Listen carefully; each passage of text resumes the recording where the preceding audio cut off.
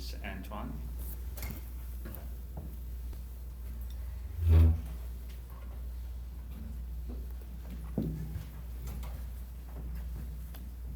Good morning, everyone. I'd first like to say thank you for inviting me to share my thoughts about my own research, the publishing process, and hopefully you'll leave with a lot of information about how to make publishing more accessible for researchers. And just as a shameless plug, I'm on Twitter at Antoine Jones, PhD. If you'd like to tweet me. So in the spirit of academia, I have an outline to help guide what I'm going to talk about today. I'll give you a small introduction to my research background. I'll talk about my own unique perspectives on research with regards to accessing research, collaborating on research projects, and then probably the most key, disseminating research. Then I'll also give my comments about the peer review process within the social sciences. And finally, I have some suggestions as far as innovative models for collaborating between researchers and publishers. So a small background, I am a sociologist by training. I did my undergrad work at Duke University where I majored in sociology, as well as African and African American studies. I then went to Bowling Green State University and received my master's and PhD there, both in sociology. I have two kind of research agendas. The first is regarding population health. So I'm really interested in understanding at large-scale analyses what the general health of a particular society or a particular micro-society actually is. And so I focus on particular morbidities, such as cardiovascular risk among adults, as well as child obesity. And I do this both in the national context of the United States and also abroad, so outside the United States. I'm also interested in looking at health behaviors which can help curb some of these morbidities from occurring or actually lower the severity of the morbidity. So things like healthy eating as it relates to child obesity, stress reduction as it relates to cardiovascular illness. Because I am trained as a sociologist and not necessarily somebody who's trained in public health, I also have a core research focus in urban sociological issues. So I'm really interested in looking how structures basically help us contextualize behaviors, attitudes, etc.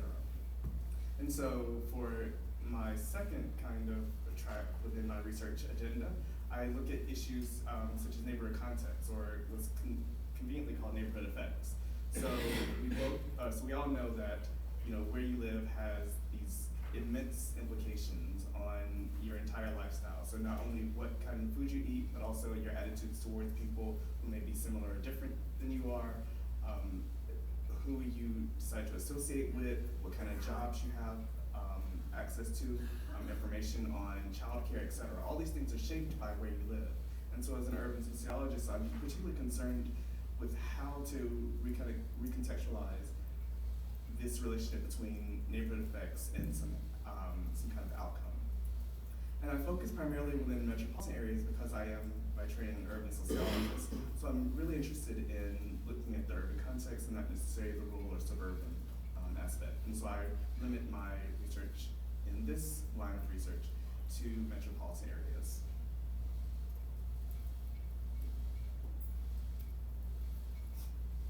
So a couple of selected citations to indicate the kinds of work that I actually engage in within these two kind of tracks. So for population health, a recent article from the Journal of Immigrant Minority Health explores how disability is related to generational status among Latinos who are elderly in the United States. So this is using a longitudinal design where I'm assessing over time, is the increase in disability are there differences in disability among those who are first generation, 1.5 generation, and second generation Latino elderly individuals. And then the second one, which was a publication that came out during grad school, looks at this connection between rurality, urbanicity, et cetera, as it relates to cardiovascular illness. And I'm particularly interested in this paper to disentangle or kind of explain the racial differences in cardiovascular illness through this notion that place matters, that where you live, whether it's a rural area, suburban area, or urban area, impacts health. For urban urban sociology, some selected citations for my work, include a recently accepted paper that looks at segregation as it relates to cardiovascular illness. So I'm really interested in this paper to see how segregation affects a particular health outcome, but through this process of individual and metropolitan level socioeconomic status. So most public health scholars might argue that your health is predetermined by the kind of resources that you have available to you. So if I have all the money in the world, then I should be able to ensure at least a fair to excellent health. However, what I find in this paper is that these socioeconomic effects matter less in more segregated areas. So at some level, education, income, and occupation does not provide a health advantage living in an extremely hyper-segregated area. And then in the last paper, I'm looking at income as it relates to home ownership, as well as issues of segregation as well as self-segregation, again, among Latinos in the United States. And again, I'm trying to understand how the neighborhood context shapes income accrual, whether or not one owns a home, et cetera.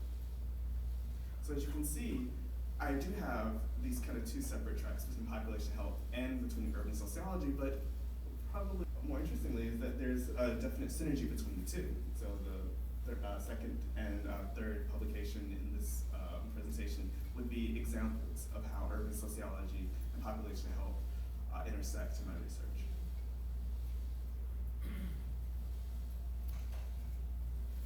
So I'd like to now talk to you a little bit about how I access research and some of the limitations that I have with actually accessing articles, et cetera.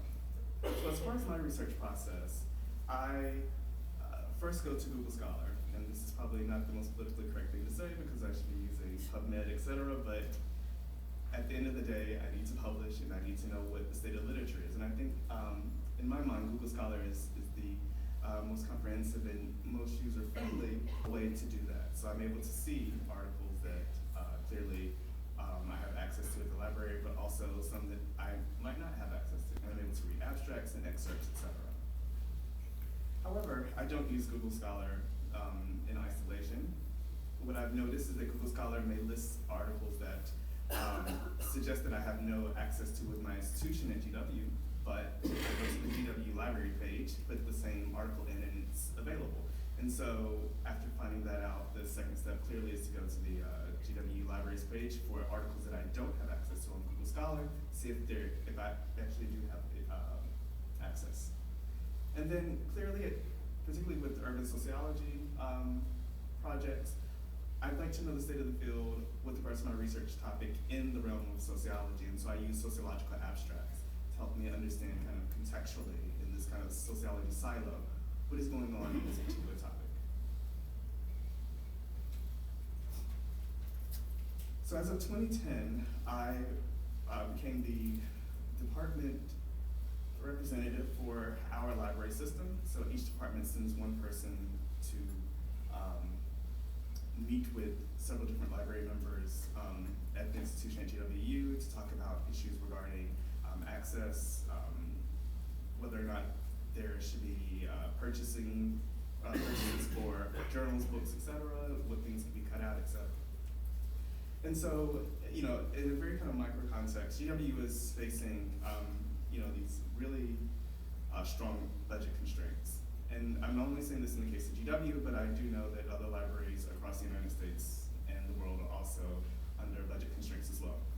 So at GWU, our operating budget has not increased in the past 10 years, but clearly the actual cost of publication has increased by 6, 7, et cetera % per year. And so what this means is that as a library representative, I have to meet constantly with one of the faculty, the library faculty, to go through all of the journals within sociology that GWU has a subscription to, and come up with ways to kind of cut those journals. And so what I normally do is I take it to our department meeting and I suggest to everyone that this is the list that I've been given. More often than not, everyone says we need all of these, so I go back and say we need all of them. And then they just decide to cut some. And they use, a very, I wouldn't necessarily say it's a good metric, but I guess it's the easiest one to do, and it's through user access. So if only 2% of articles are being downloaded from a particular journal, then they decide to cut it. There is a check and balance process though, where if we do find out that there's been a cut of a particular journal, and we really need it, I can advocate for it to be reinstated. But of course, the check and balance indicates clearly that that means another journal will also be cut. So it's this kind of game that we play between sociology and the libraries for which journals we really need and which ones we can live without. Another issue which I found fairly recently is that there's, I guess, a tier of access at GWU where researchers have access to, I would assume, the majority of the journals that the library has. But student researchers, particularly undergrads, have a lower level of access. So they're not able to access all of the journals that we have access to as faculty, which I think is a little bizarre. I really don't know how they actually do that, but regardless, the reason why I found this out is because I'm working collaboratively with a undergrad student, and I asked her to, download this article, provide me a summary of it, and she said she didn't have access to it. This happened a couple of times, and in order for me to make sure that it wasn't on her end, I just had her walk through the process, and I found out fairly quickly that there is a discrepancy. And so I would imagine that this would be very detrimental for a student who is doing his or her own kind of research. So for instance, I teach a social research methods class that meets right before this session. And I have my students write final papers where they actually do a literature search. If they don't have the same level of access as faculty members, then I can only imagine the kind of frustration that they would have as far as getting the information they need to write that beginning part.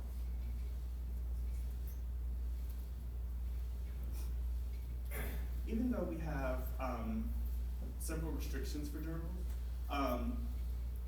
what is basically intact is that if the journals are in packages, they're less likely to be cut. So, a particular publisher has 50 journals, right, and they may cross disciplines. It's less likely for the sociology journal within that package to actually be cut, because it actually negates, from what I've been told, the contract between the library and the publisher. So it would be probably a good idea to kind of expand those kinds of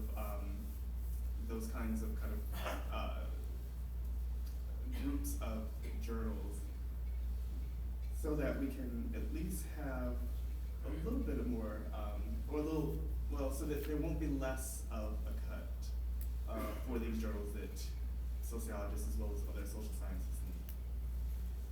Also, what's really great, and the other two presenters mentioned already, is that open access journals provide a wealth of information that clearly that you didn't have access to before, and it really helps in terms of actually doing research. So if I'm unable to, for instance, find an article or have access to an article that I really need, I will actually go into an open access journal that's fairly discipline specific to see if I can find something that's similar and something that I can read, so that I can make sure that it's consistent with whatever I'm trying to argue.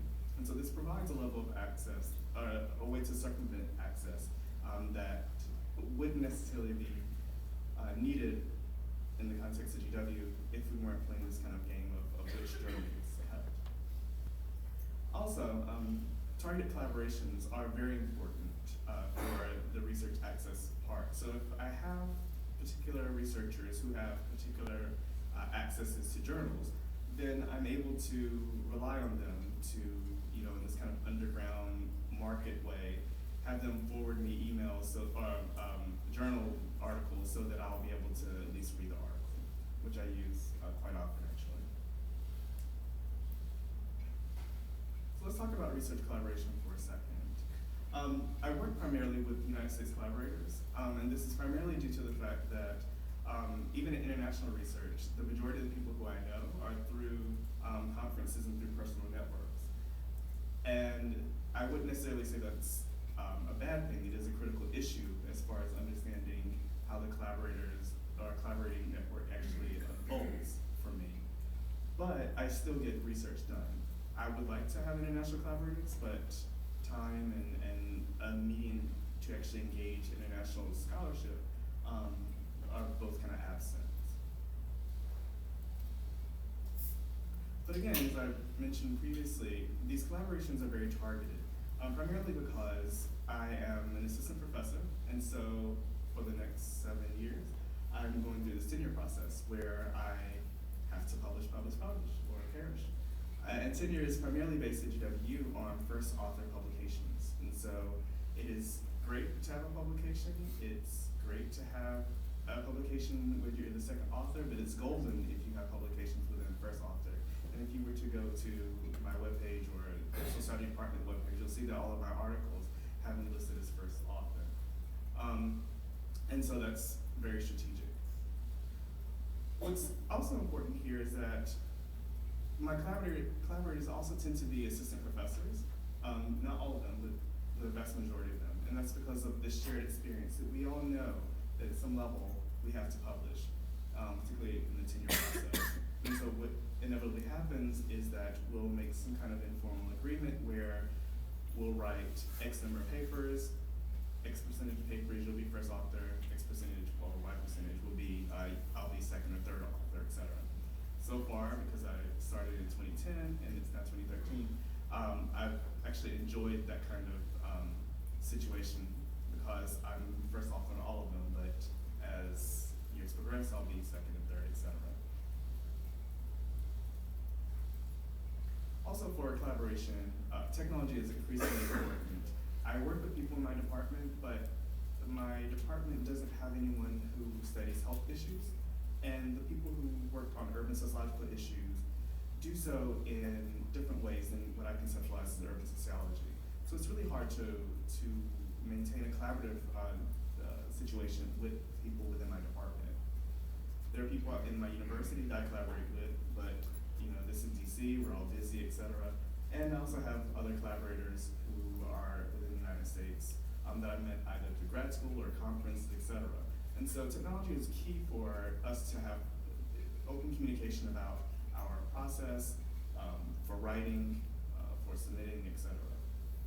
So things such as Skype and other kinds of kind of voice chat features such as Google are used extensively so that we can have face-to-face or virtual face-to-face meetings. We also share our documents also with the Dropbox, as well as we share EndNote references within Dropbox. And we send out emails to people who would be who would like to review this article and offer their comments, or we call those crew reviewers, so that we can get a sense of whether or not this particular article is going to be, is actually contextualizing the problem as articulate as possible, and that it's really going to speak to a particular audience based on the author's affiliation.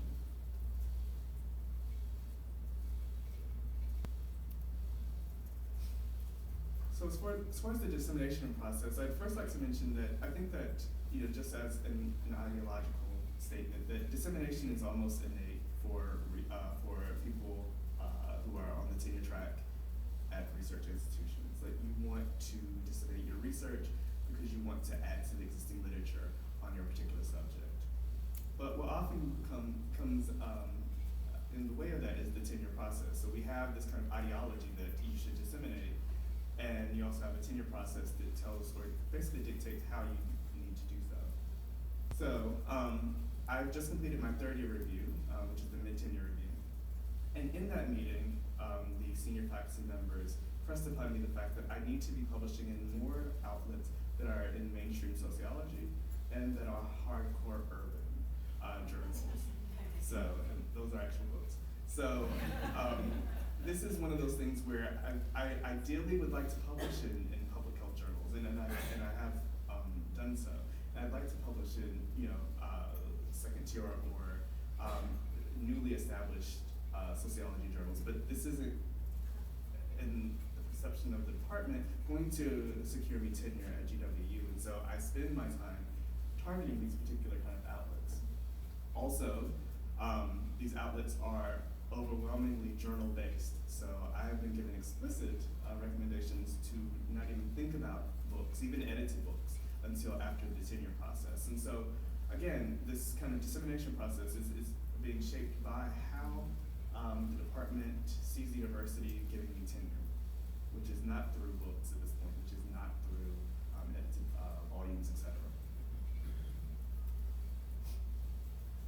this may be a bold statement to make, but with regards to open access, solely open access journals, that is ones without actual print edition, the tenure process doesn't allow for those journals to be equally weighed as more established journals. And so here I argue that open access hasn't really caught up with what I call academic snobbery. So we have a gold standard for what journals people should be publishing in, and they're most likely the more established journals that have print editions that might have open access as a core feature in a hybrid kind of framework, but definitely not an online-only journal.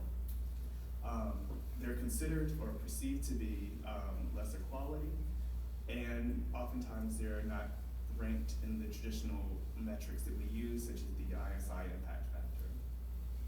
Also, you know, in informal conversations with people outside of GWU, I've heard that people during the tenure process who are evaluating your dossier or your portfolio will actually go to the website of a particular journal and see the representation of international scholars, and they find whatever that magic number is, percent that are publishing outside the United States in this journal that may or may not be in the United States, and they'd already discounted. And so that's an unfortunate kind of metric that some university or some departments are using to actually assess the quality of a particular journal. Also, journals, open access journals tend to be recently started. Those are online only open access journals. And so this causes or creates pause among committee members in the tenure process as far as how can we assess that this is a good quality or you know, appropriate outlet for your research. So again, in this aspect for the tenure process, which is what's generally on my mind these days, what we're not being based on is the quality of the research. We're assuming at some level that because you have a PhD, you're able to do quality research. But instead we're being judged on how we've decided to disseminate that research and what audiences we're speaking to. And so this is kind of a gray kind of disconnect between the spirit of dissemination and actual practice. Also with open access journals, there's, again, as previously mentioned, a high cost for some journals, or most open access journals. And usually there's little to funding or budgeting for that. So my startup package, which was only a 2-year startup,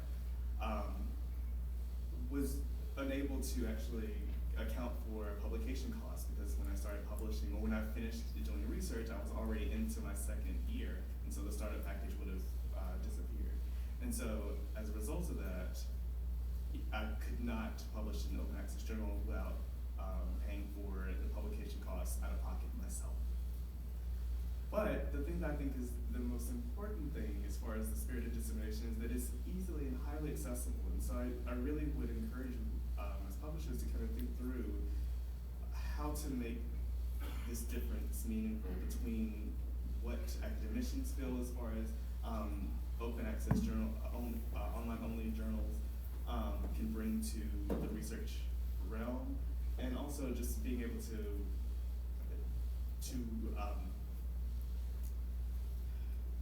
talk about open access as being a very great catalyst for disseminating information across countries, across contexts, etc., and keeping that spirit alive.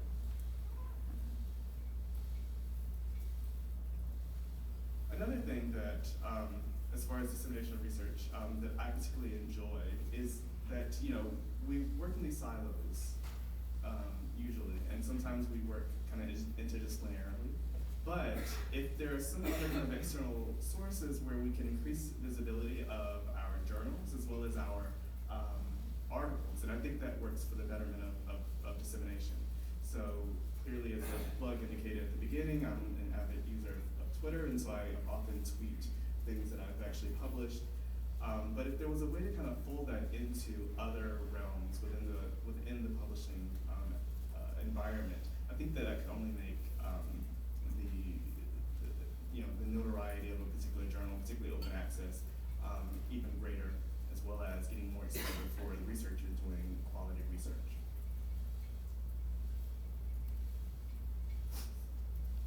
So my brief thoughts about the peer review process. Clearly, the length of time varies by the kind of journal. I publish in sociology, public health, and medical journals, and they all differ within and across disciplines. Generally though, as a crude measure, the higher the impact factor, then the shorter time there is from the initial decision to a reject. And I have unfortunately not been in the position where all my papers have been accepted first or second or third round. So I've had some rejection. And so whenever there's a high impact factor, there's also a high, a low number of days to reject. But let's assume that we've actually made that hurdle into the revise and resubmit or acceptance realm. There's still a longer wait time there's still a long wait time in between the first decision of revise and resubmit or accept to actually publication. And so, as a result of that, you're constantly concerned about how the process is going. As far as has your paper been submitted out, even been submitted out for review, or is it still in the hands of the editor? Are there deadlines that the reviewers have? And oftentimes, it's more likely that if there's a long wait time, you're likely to get a revise and resubmit, which may then actually end up in the second or third round, actually convert into a reject. And so you spent this large amount of time devoted to waiting to see what is the status of your paper. And so for the tenure case, this is highly significant. We work on a 12-month process of productivity. And so annual reviews are based on June 30th to July 1st to June 30th timeline. And so if the majority of the time is spent in the review process, then that means that our productivity, unless I'm working with multiple collaborators or highly efficient, it yields a less number of publications.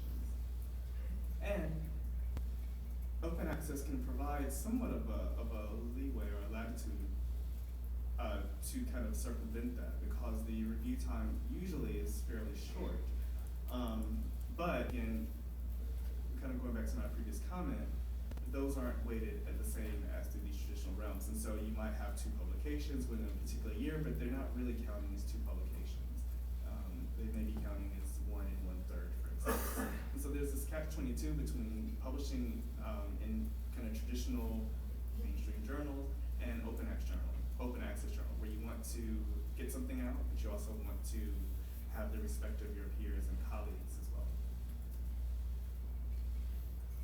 Also, I'm just going to bash the editor for a moment. So the ideal editor basically micromanages the process by selecting reviewers with a quick turnaround. They dialogue with reviewers prior to disseminating any kind of feedback to the author, so they're able to at least see where the reviewers are coming from.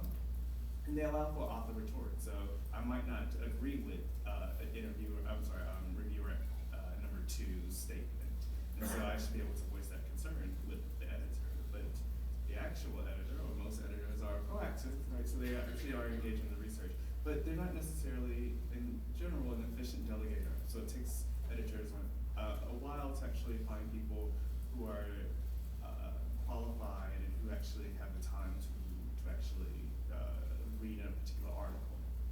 And this gets even more so a cumbersome task if you're doing something highly specialized, and even more so highly specialized in a specialized journal. Most editors also do not consult with reviewers and make decisions primarily based on the fact that the reviewer has indicated as such. And so I would imagine that most editors don't necessarily need to know the literature or the statistical methodology, but they can theoretically read in between the lines. And so some reviewers are just purposefully antagonistic because of a particular data method, or because they don't agree kind of philosophically about the research process that you're actually touting in your research paper. And so editors tend to not be that perceptive in making those subjective decisions. And they're usually not receptive to an author's rebuttal. So once it's rejected, you have little to no little room to advocate for sending it out for additional review, etc. These are all what I think are for the spirit of peer review, which would indicate that there should be some kind of conversation between individuals who are submitting, individuals who are reviewing, and individuals who are making final decisions actually talk in a way that will help better this particular research that you're trying to publish. The last thing I'd like to mention are basically innovative models that I've come across that integrate kind of a publisher as well as a researcher in kind of dual roles. So the first thing here is that within sociology, there has been a slight movement to kind of facilitate exchanges between publishers and researchers for mutual benefit. And so for the American Sociological Association, which is the major national association for sociologists, they have